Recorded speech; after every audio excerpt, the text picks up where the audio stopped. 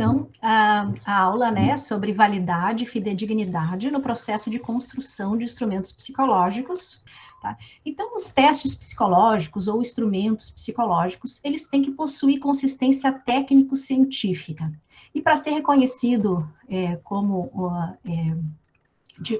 para ser utilizado, né, pelos psicólogos, né, ele tem que atender requisitos mínimos obrigatórios, né? Isso aqui é o CFP, o Conselho Federal de Psicologia, na Resolução 9 de 2018, tá? E quais que são alguns, né, desses requisitos? Dentro desses requisitos mínimos, apresentar as evidências empíricas de validade, tá? Apresentar estimativas de precisão das interpretações para os resultados do teste e caracterizar os procedimentos e critérios adotados na investigação. Então, vai ser esses 3 pontos que a gente vai tratar hoje na nossa aula, né?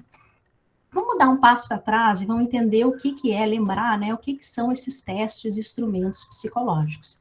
Então, nessa mesma resolução, o CFP diz, né, que um teste psicológico tem por objetivo identificar, descrever, qualificar e ou, né, mensurar características psicológicas por meio de procedimentos sistemáticos de observação e descrição do comportamento humano nas suas diversas formas de expressão acordados pela comunidade científica.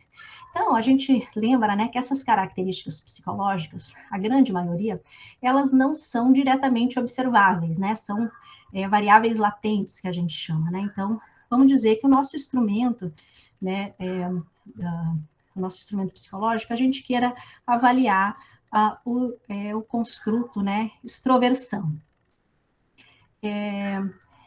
E como que a gente faz, né? Como que a gente avalia, como que esse instrumento pode avaliar a extroversão, se a gente não tem uma régua que meça a extroversão, né? A medida em psicologia é uma medida por teoria, tá? Então, a gente tem uma teoria, né? A gente tem na literatura científica uma teoria que fala sobre a extroversão, né? Que nos diz o que é extroversão, definição de extroversão. E a gente consegue avaliar, mensurar essa extroversão por meio de comportamentos, né? É por meio de comportamentos que a gente vai conseguir acessar essa extroversão.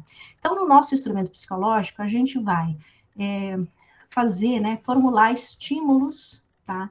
E esses estímulos vão suscitar comportamentos da pessoa, e esses comportamentos, a partir desses comportamentos, eu vou conseguir inferir o nível de extroversão da pessoa, né? Então, a extroversão tem uma definição constitutiva, né, do que é a extroversão, e a gente tem as definições operacionais. Esse comportamento aqui desse indivíduo é a operacionalização do construto extroversão, tá? E o que é a validade, né, que a gente quer falar, né, que a gente vai falar sobre isso.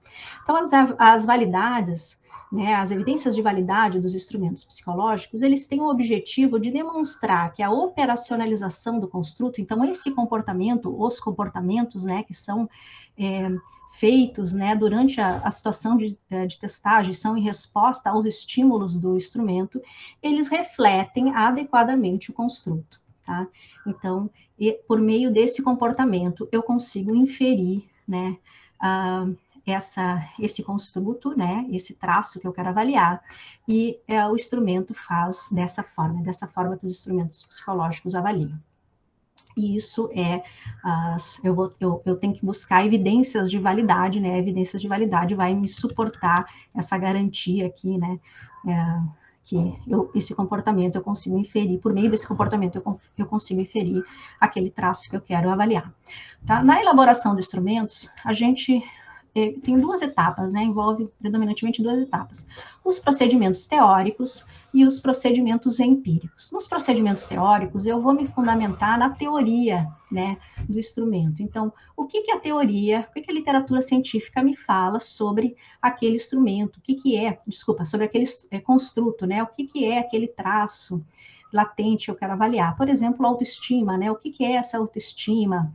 E baseado nesses, então eu vou explicitar essa teoria, né, nos procedimentos teóricos, e essa teoria vai me ajudar, né, a eu elaborar esse instrumento, tá?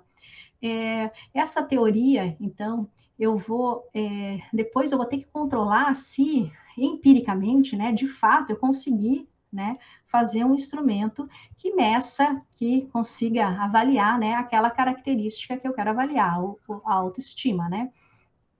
Então, por base, como que a gente vai fazer isso, né? Baseado nessa teoria, a gente formula hipóteses, tá? E aplicando, né, esse instrumento que eu construí empiricamente, eu vou ver se os resultados desses estudos confirmam ou não confirmam, ou mais precisamente refutam ou não refutam essa hipótese.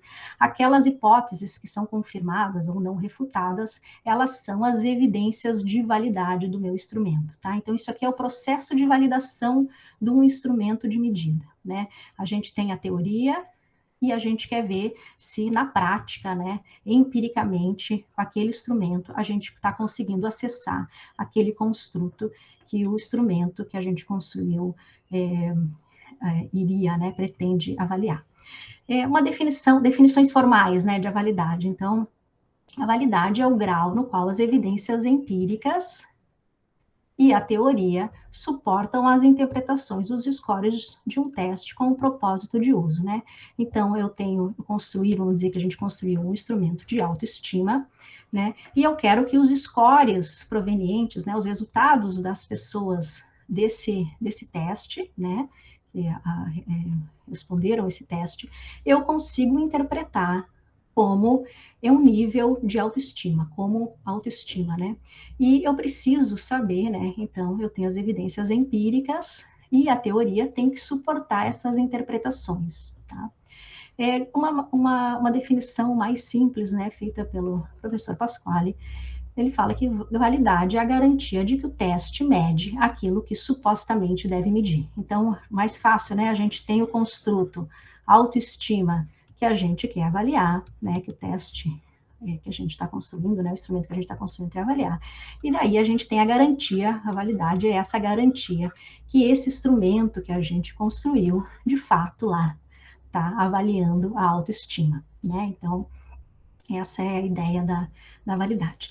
Essa validade, né, esse processo de validação é cumulativo, então a gente vai fazendo vários estudos, né, que vão lá, a gente faz as hipóteses, né, confirma, né, ou suporta aquela hipótese, faz outro estudo e outro estudo, então é cumulativo, a gente vai agregando, né, e quanto mais evidências a gente tem desse instrumento que suportam, né, a nossa teoria, mais garantia a gente tem, para usar a palavra do Pasquale, mais garantia a gente tem que a interpretação do teste, né, é válida, né? Então, esse processo agrega um conjunto de evidências científicas de diversas fontes, a gente já vai ver essas fontes, que asseguram a interpretação dos scores do teste e a sua relevância e utilidade dos usos propostos.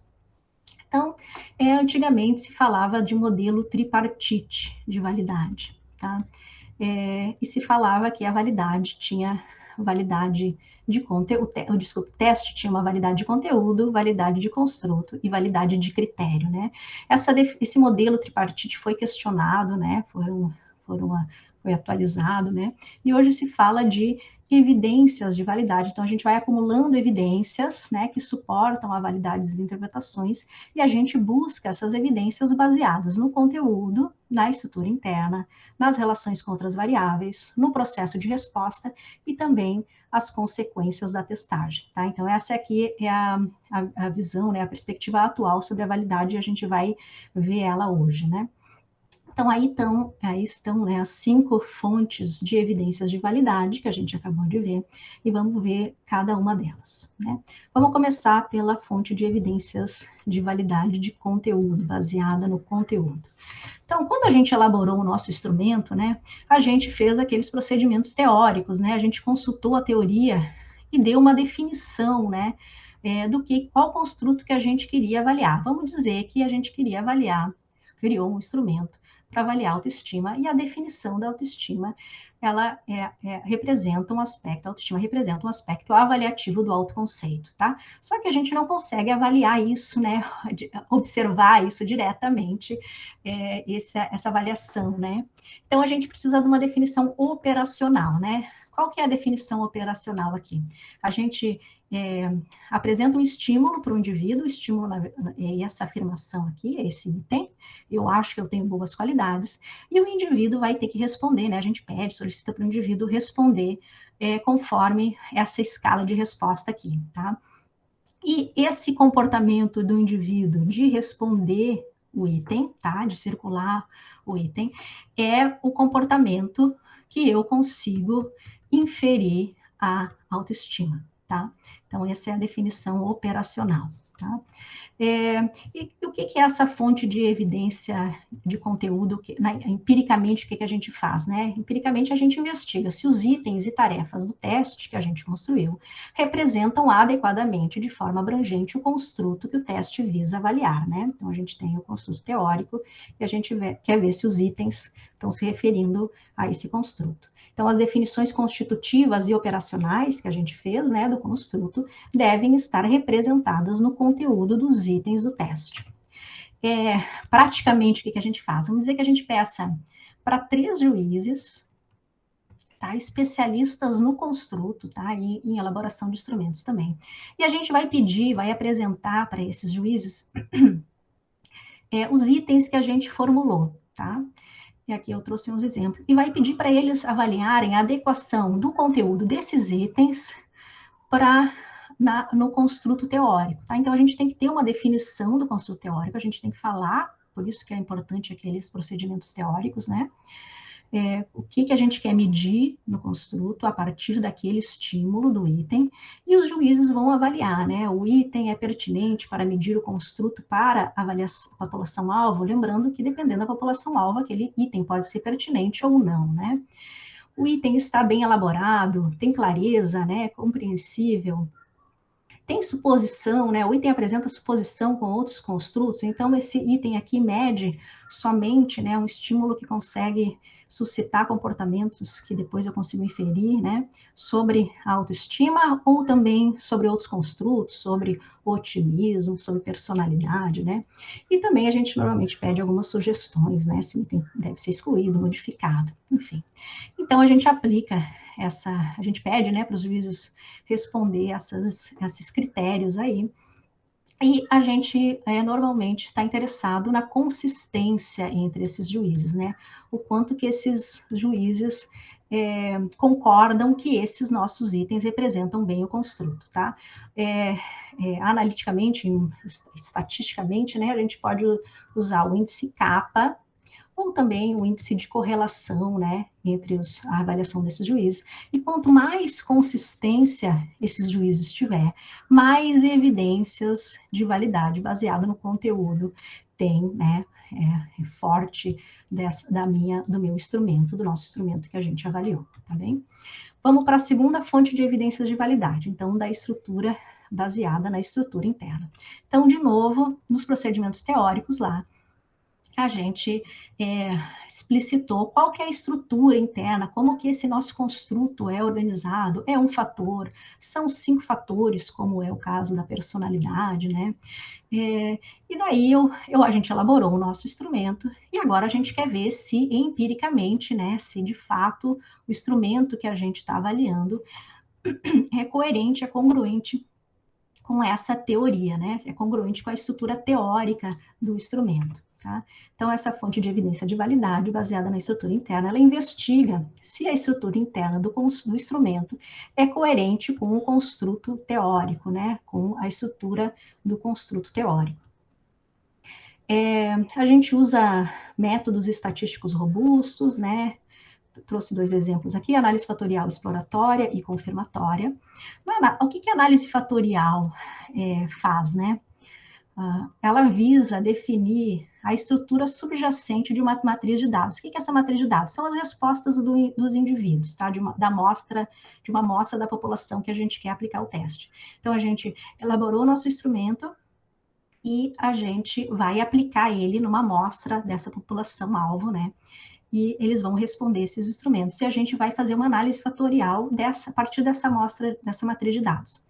Então, essa análise fatorial vai avaliar de que maneira um determinado número de itens, os nossos itens do nosso instrumento, podem ser explicados por um número menor de variáveis latentes, os fatores que explicam as suas inter-relações. Então, a gente tem os itens da escala, os estímulos, né? E essa análise fatorial vai me dizer quais fatores, e daí a gente vê que esses fatores, na verdade, são as variáveis latentes que a gente quer medir, né? Conseguem explicar a covariação entre esses itens, tá? Essa análise fatorial, ela pode ser exploratória, quando eu não sei como é esse modelo, né, e eu quero explorar, eu quero ver, eu quero deixar os dados falarem, né, e daí o modelo, a quantidade de construtos, né, é feita a posteriori, depois que ela é feita. E aqui eu trouxe um exemplo de uma tabela para mostrar como é que é, né? Então, aqui são as cargas fatoriais, que é uma espécie de correlação entre o fator e o item, tá? Lembrando que ela vai normalmente de -1 a 1, né? Normalmente não, o range dela é de -1 a 1. Quanto mais próxima de 1, mais forte é essa correlação entre o fator e o item. Tá? Então, vamos ler aqui os itens para tentar entender um pouco. Eu sinto que eu sou uma pessoa de valor, no mínimo, tanto quanto as outras pessoas. Então, né, eu acho que eu tenho várias boas qualidades, né, a carga fatorial 86. Diante de dificuldade, acho que tudo vai dar certo. A carga fatorial aqui é baixa no fator 1, mas é alta no fator 2. Eu não espero que coisas boas aconteçam comigo, né, alta aqui nesse fator 2 e negativa, né? E levando tudo em conta, eu penso que eu sou um fracasso, tá? Ela tem uma alta carga fatorial no fator 1. Então, o que que isso está me demonstrando? O que que essa análise fatorial está me mostrando? Que esses itens aqui, que tem alta carga fatorial, né?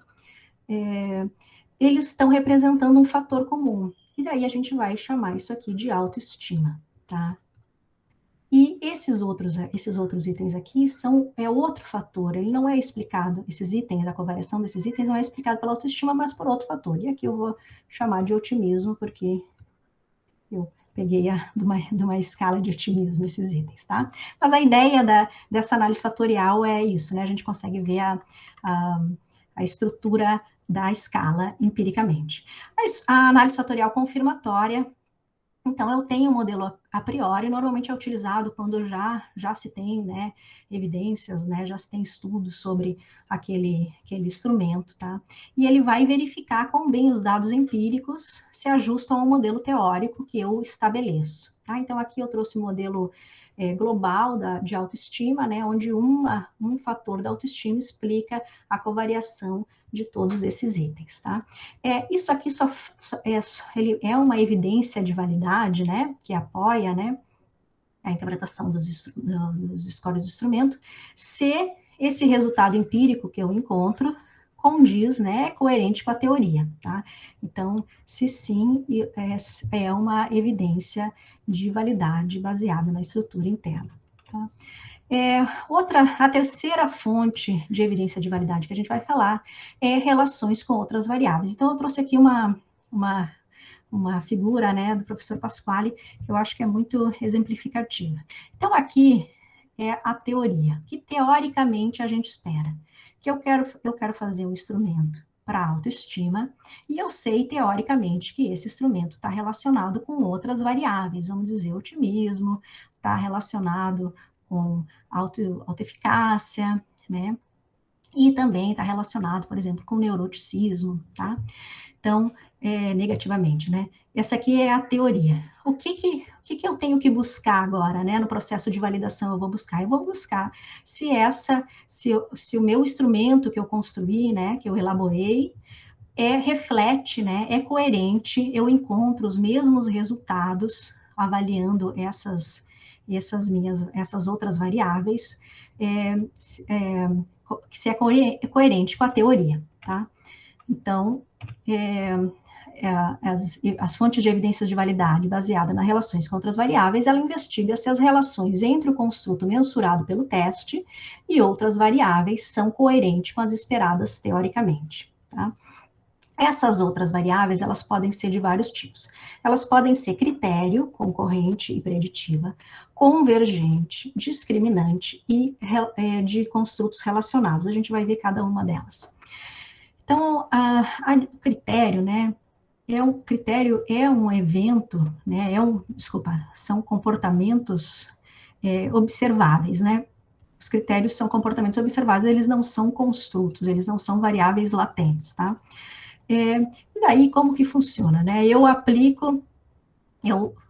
A gente construiu o nosso instrumento de autoestima, então eu aplico para uma amostra, né, esse nosso instrumento de autoestima, e eu avalio um critério, né, que é um comportamento que eu sei que está relacionado teoricamente com a autoestima, no mesmo momento. Então, eu avalio esse outro critério, né, esse critério B, vamos chamar assim, tá? Quando é no mesmo momento, isso aí é um critério concorrente, tá? A avaliação da variável critério é feita simultaneamente ao teste. Preditiva é a mesma coisa, só que o tempo, né, não é feito simultaneamente. Eu avalio o nosso instrumento e depois de um tempo eu avalio aquele critério e vejo se os scores do instrumento conseguem predizer aquela variável critério. Tá? Eu trouxe dois exemplos aqui, talvez fique mais fácil. Vamos dizer que a gente a gente construiu um instrumento para avaliar a atenção concentrada, e eu sei, teoricamente, que a atenção concentrada é preditora negativa de acidentes no trânsito. Quer dizer, quanto maior a atenção concentrada da pessoa, menos acidentes no trânsito ela tende a ter, né?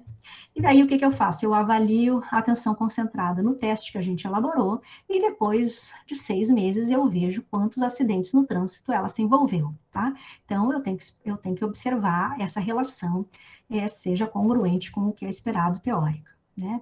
É uma critério preditivo, né? Uma evidência de validade de critério preditivo. E de inteligência, a gente poderia avaliar, né?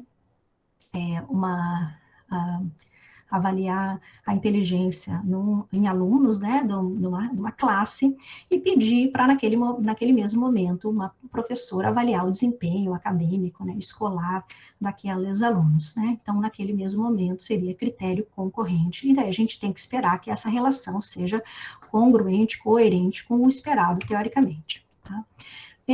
Essa fonte de evidência de validade baseada nas relações contra as variáveis de tipo convergente é bem fácil de entender.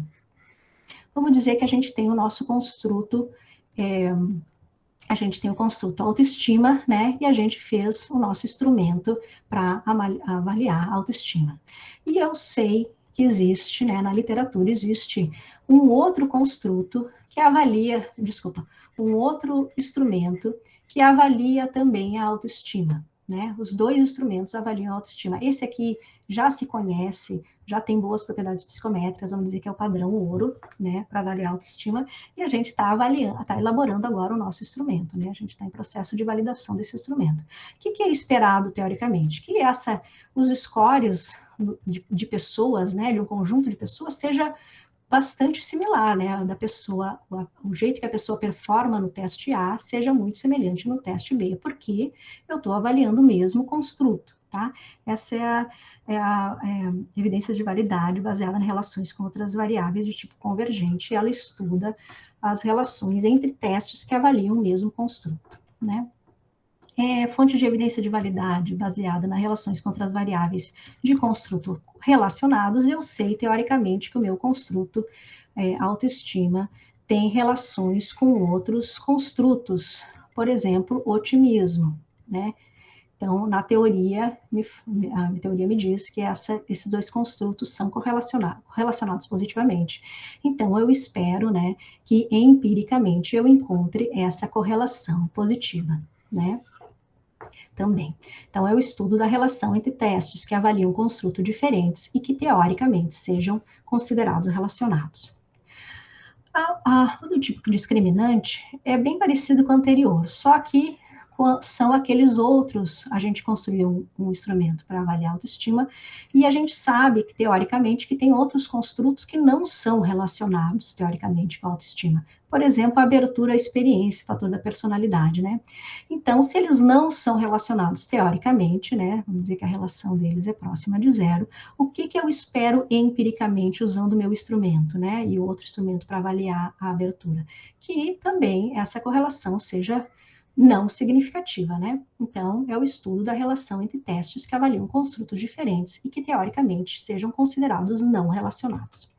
Então, aqui eu trouxe um exemplo de uma tabela de correlação para ver empiricamente como que a gente vê, né, os resultados, né, desses estudos de evidências baseadas na relação entre outras variáveis. E aqui tem a escala de satisfação com relacionamento amoroso, que foi construída, tá? E aqui tem a RELAS, que é outra escala que mede também o mesmo construto, né? Então, eu espero, teoricamente, que essa correlação aqui seja muito forte, porque eles estão avaliando o mesmo construto, e, de fato, eu encontrei uma correlação forte. Então, é uma evidência de validade convergente.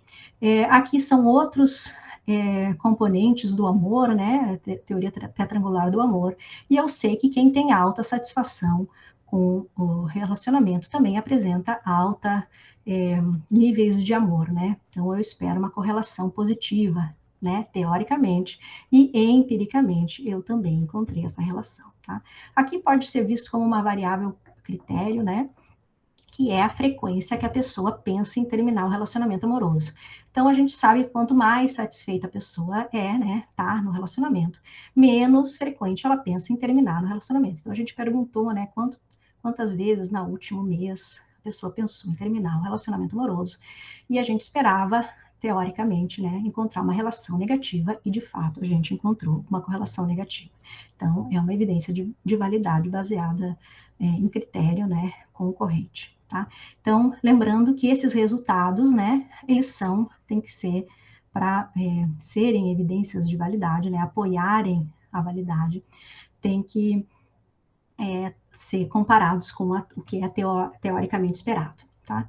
E a quarta fonte de evidência de validade, o processo de resposta. Então, a gente se pergunta, né, tem alguns construtos que a gente consegue, a gente sabe, né, quais são os processos psicológicos subjacentes ao comportamento do indivíduo durante a testagem. Quais são os processos psicológicos que estão envolvidos naquele traço latente, né? Então, a gente responde essa pergunta, né, teoricamente, e daí empiricamente depois, na hora dos nossos estudos de validação. A gente vai ver se esses processos psicológicos estão presentes no momento que o indivíduo está respondendo o instrumento, né? Então, a fonte de evidência de validade, baseada no processo de resposta, ele investiga a coerência entre os processos mentais ligados ao construto e as respostas aos itens do instrumento. Então, tem vários modos de investigar essas evidências de validade baseadas no processo de resposta. Tudo vai depender de quais que são esses processos cognitivos subjacentes, né? O que é essa variável que a gente está avaliando. No caso aqui da autoestima, a gente poderia avaliar, por exemplo, por meio de entrevistas cognitivas e pedir para a pessoa perguntar, né, para os participantes que estão respondendo o que eles estavam pensando para responder o item, né? Então, a gente sabe na autoestima que é associação, né, associar conceitos positivos e negativos com autoconceito, né, com o próprio conceito. Isso é o processo cognitivo, né, da autoestima. Então, se as pessoas falarem, eu estava me lembrando daquela vez que eu fiz isso, ou eu estava me lembrando como eu sou boa nisso, como eu sou ruim nisso, como eu fracassei nisso, então, isso aqui seria, né, ela falar desses processos cognitivos, estaria evidenciando evidências baseadas no processo de resposta. E a última fonte de evidência de validade são as consequências da testagem, né? Então, quando a gente está elaborando um instrumento, né, a gente espera que benefícios, né, a gente se pergunta quais são as consequências, né, dessa testagem, que espera que sejam benefícios, né? E a gente vai, então, depois, quando o instrumento esteja já sendo utilizado, se essas consequências estão sendo atendidas, né? Então, ela investiga as fontes de evidência de validade baseada nas consequências da testagem. Ela investiga as consequências sociais, intencionais e não intencionais, do uso do teste para verificar se sua utilização está surtindo os efeitos desejados, benefícios esperados, de acordo com o propósito para o qual foi criado, né? Então, a gente cria um teste para para ter benefícios, né? Mas depois na prática, né, na aplicação, a gente tem que ver se esses benefícios estão sendo alcançados. Então, durante a elaboração do instrumento, a gente pode responder, né, quais podem ser as consequências, né, das interpretações pretendidas dos scores do teste. A gente pode supor, né, mas é somente no contexto, né, mais amplo que é utilizado que a gente consegue verificar se essas consequências pretendidas estão acontecendo, tá? Eu trouxe um exemplo, por exemplo, que a gente faz um teste informatizado, né, para ser usado em uma escola para avaliar um construto em crianças, né, alunos, e daí, depois, durante a aplicação, a gente vê que alguns alunos não têm acesso aos computadores e esses alunos são prejudicados, né? Então, isso aqui poderia ser considerado uma consequência, né, da utilização desse instrumento, no caso, tá? Então, é importante, né, fazendo um resumo aqui, né, diante todas essas fontes de evidências que a gente vai acumulando, fazendo os estudos e acumulando, é importante, porém, né, que a gente considerar a validade de um instrumento, ele não é uma propriedade exclusiva dele. A gente não fala que o teste é válido, né, porque a validade, né, se refere a uma interpretação específica para um fim proposto, para um indivíduo em um contexto específico, tá?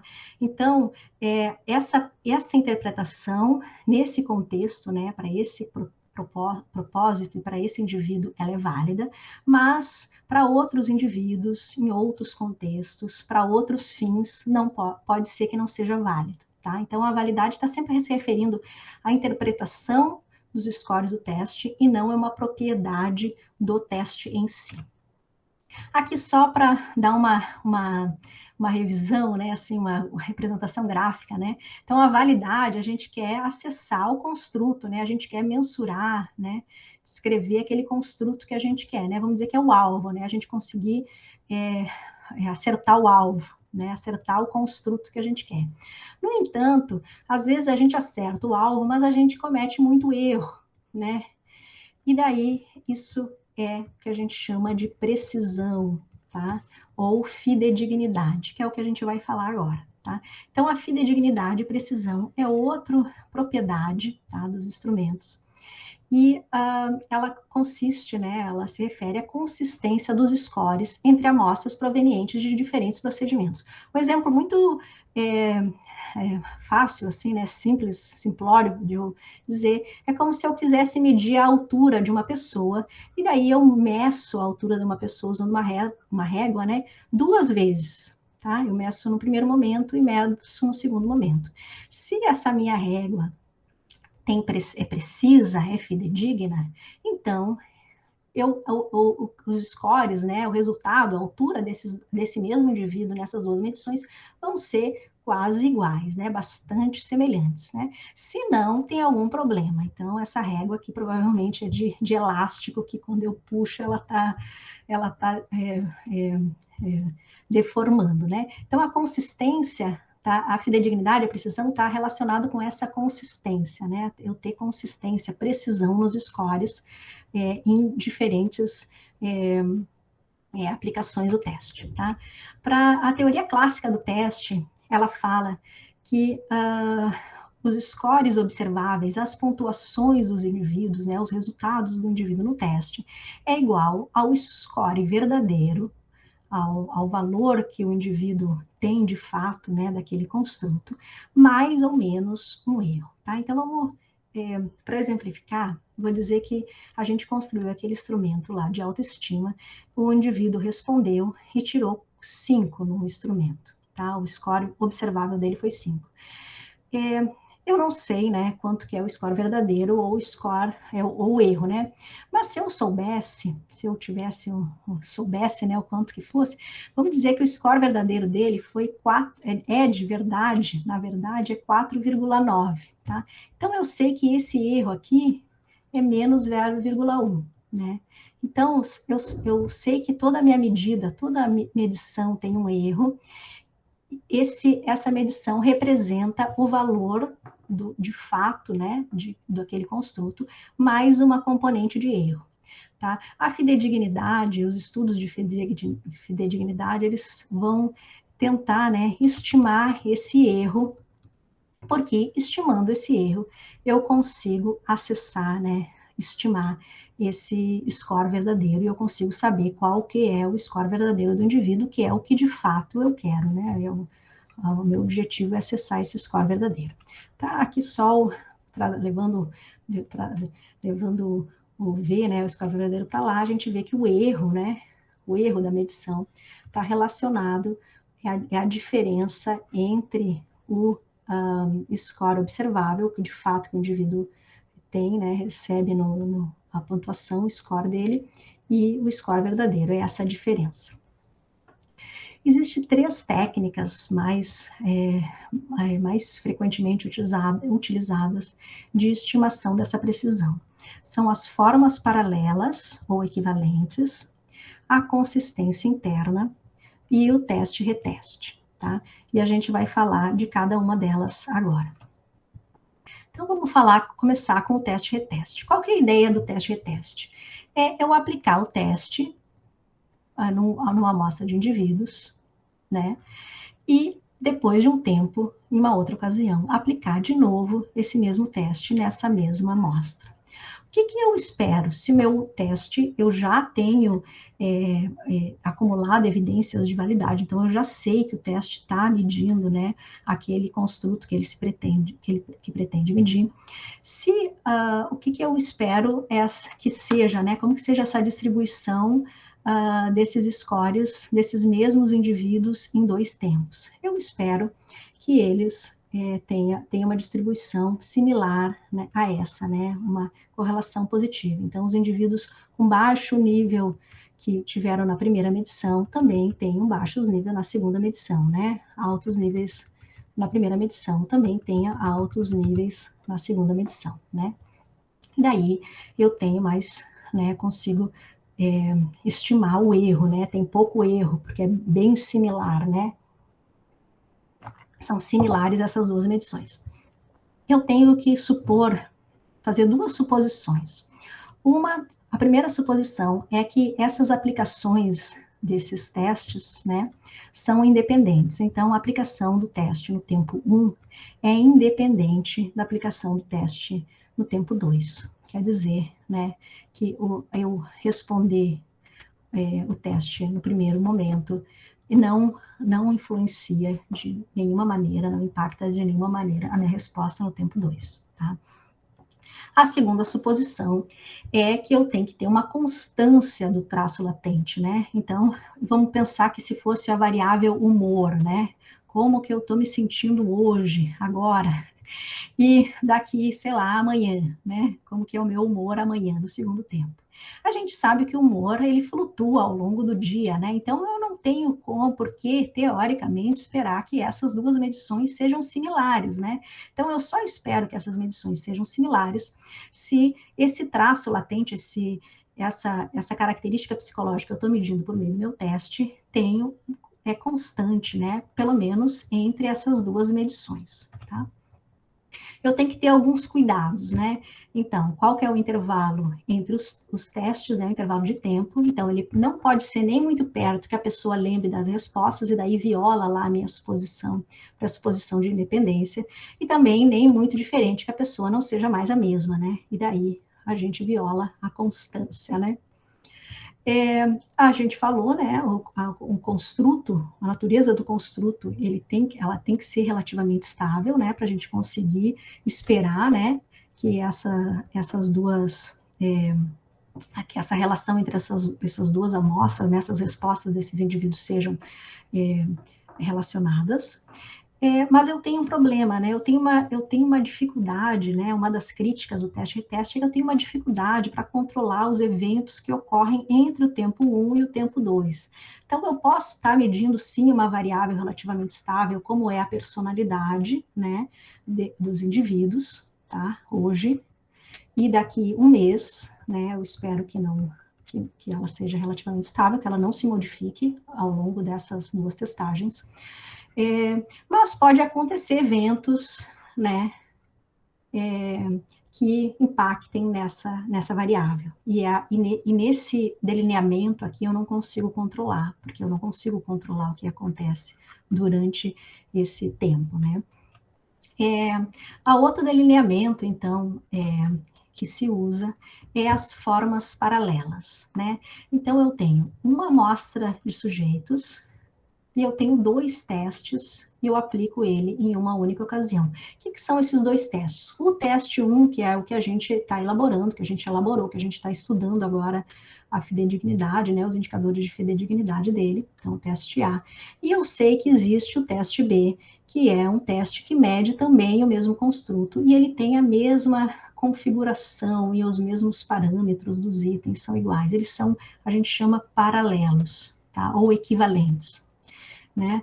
Esses testes são equivalentes, estão medindo o mesmo construto da mesma maneira.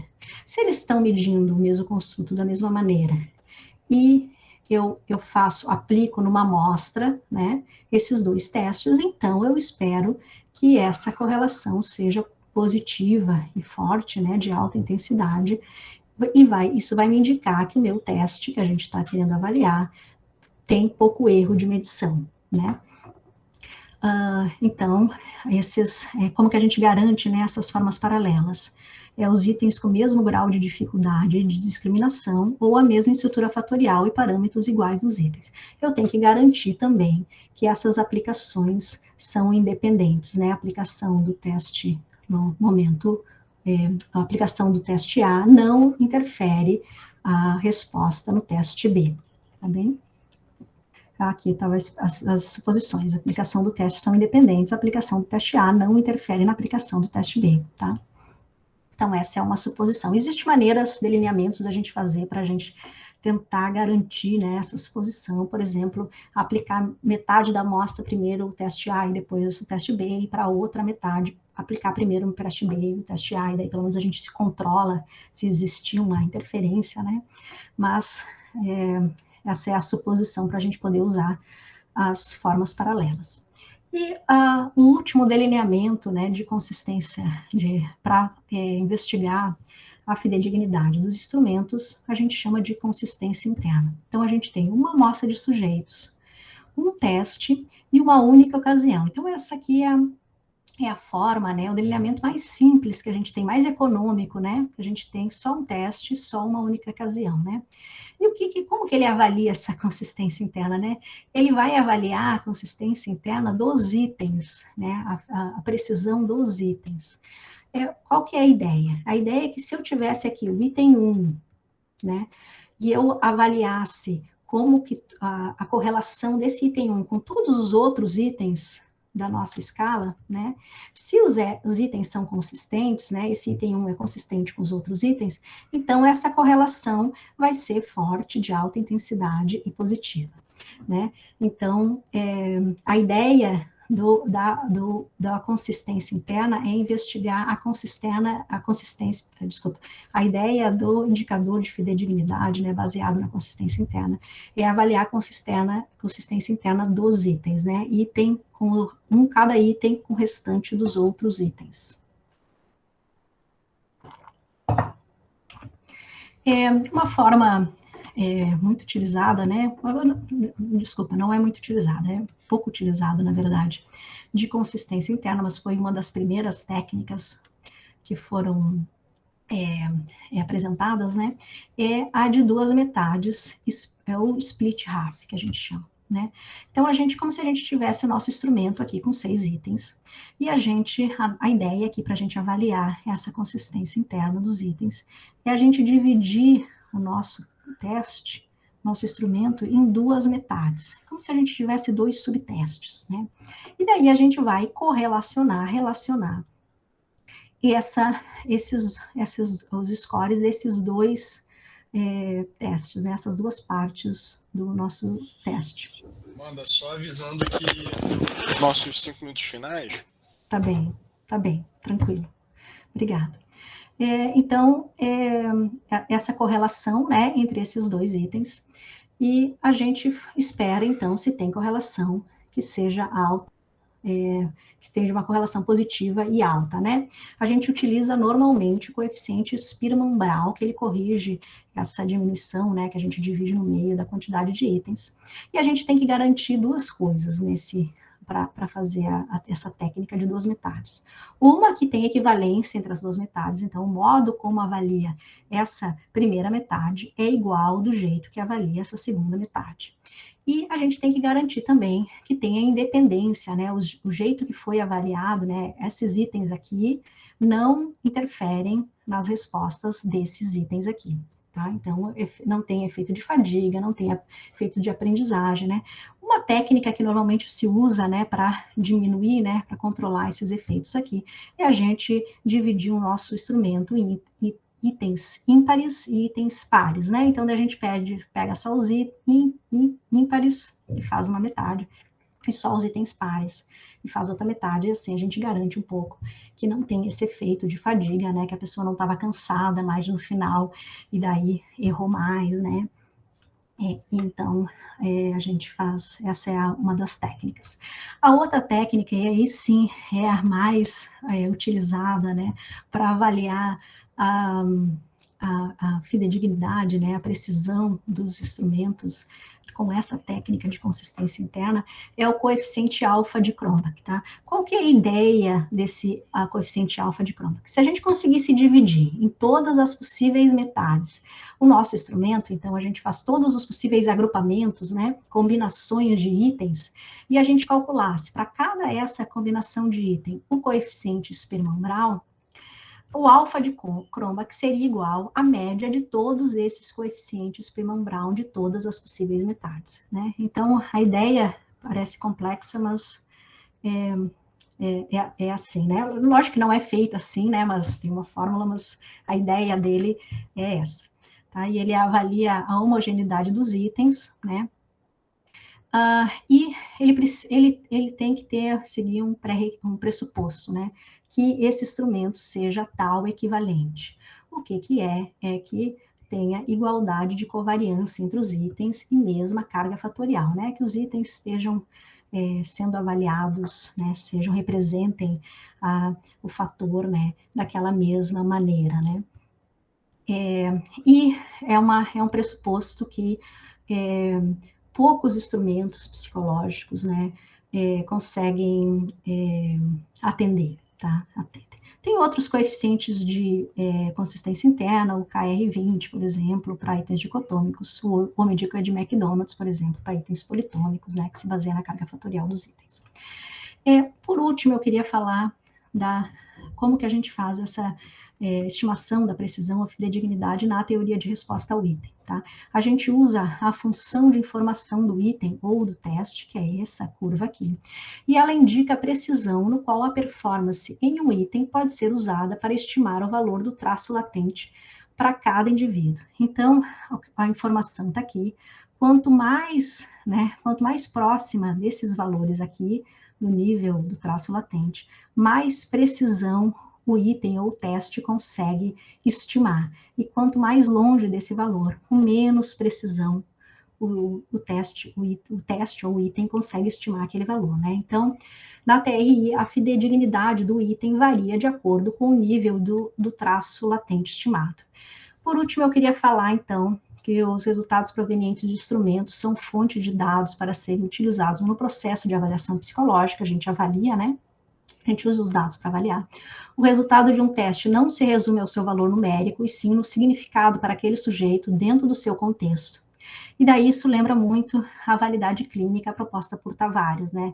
Os resultados dos métodos, técnicas e instrumentos utilizados em uma avaliação psicológica devem ser contextualizados, relativizados em relação a particularidades do sujeito da avaliação, considerando os condicionamentos históricos, sociais e contextuais do indivíduo. Tá? Então, lembrando que na avaliação a gente tem que contextualizar esses resultados, né? Então, nas próximas aulas, né, seria falado da padronização e normatização dos instrumentos de medida, que são propriedades psicométricas deles, e essas são as minhas referências.